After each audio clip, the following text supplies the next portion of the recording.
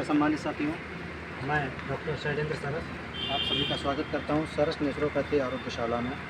यहां पर Hardoi city magistrate साहब डॉक्टर सदानंद गुप्ता जी इस मड थेरेपी को लेते हुए आपको सामने दिख रहे हैं।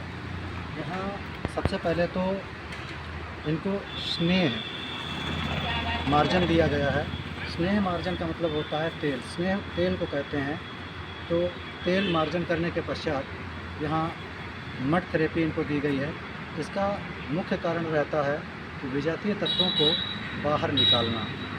संपूर्ण मड थेरेपी इनको इसलिए दी जा रही है कि सर्वाइकल पेन, पीठ में दर्द, बाजू में दर्द, कमर के पास में दर्द और कमर के नीचे के हिस्सों में भी, जैसे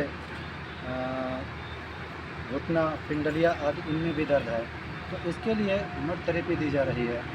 मड थेरेपी कैसे काम करती है कि सबसे पहले स्नेह मार्जन जो दिया गया है उससे शरीर को गर्मी प्राप्त हुई है और तैल जो होता है शरीर को नर्म करने का कार्य करता है। नर्म शरीर से, और जो मार्जन होता है घर्षण से ऊष्मा उत्पन्न होती है जिससे पसीना अर्थात स्वेद बाहर आता है। तो तैल थेरेपी या स्नेह मार्जन से घर्षण उत्पन्न होने पर जो पसीना आता है उसको स्वेद मार्जन कहते हैं, वो साथ में ही हो जाता है। इसी के लिए स्टीम बाथ भी करवाया जाता है। अब यहाँ पर क्या होता है, तत्पश्चात शरीर को शीतल बनाने के लिए और जो विजातीय तत्व बाहर तक आए हैं, क्योंकि ऐसा करने से जो तत्व होते हैं विजातीय वो बाहर आना शुरू कर देते हैं। पसीने के माध्यम से जो तत्व बाहर तक नहीं आ पाते हैं उनको मिट्टी अवशोषित करने का कार्य करती है। तो इसके लिए मड थेरेपी का प्रयोग किया जाता है। मक्खन के समान मुलायम, नरम और कोमल मिट्टी को, और जो मिट्टी तैयार की जाती है ये प्रायः औषधीय जल, इसमें या तो नींबू या नीम की पत्तियों से तैयार किया जाता है। इस मिट्टी को, इसका जो माड़ बनाया जाता है इस प्रकार से बनाया जाता है जो कि शुद्ध और पवित्र रहे। यहाँ पर शुद्ध और पवित्र जो शब्द अपनाया गया है इसके दो तात्पर्य। शुद्धता का तात्पर्य होता है कि जो भी चीज़ें मिलाई जा रही हैं उनकी अपनी गुणवत्ता हो, और पवित्रता का तात्पर्य है कोई गंदगी इसमें बाहरी ना हो। इस तरह से ये मिट्टी तैयार करके इसका लेप किया जाता है। अब यह लेप लगभग 35 से 45 मिनट तक लगा रहना चाहिए। जब ये हल्का हल्का सा सूख कर चटकने लगता है तो इसको हाथ के रगड़ देकर साफ़ करना चाहिए।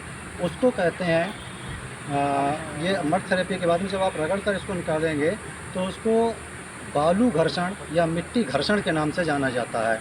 इस मिट्टी को तैयार करने के लिए इसमें 1/3 अंश बालू का भी रखा जाता है। वो सिर्फ इसलिए कि घर्षण करते समय बालू का अंश त्वचा पर जब आए तो उससे घर्षण में शरीर को कोई भी हानि ना पहुँचे, अपितु उसका लाभ प्राप्त हो।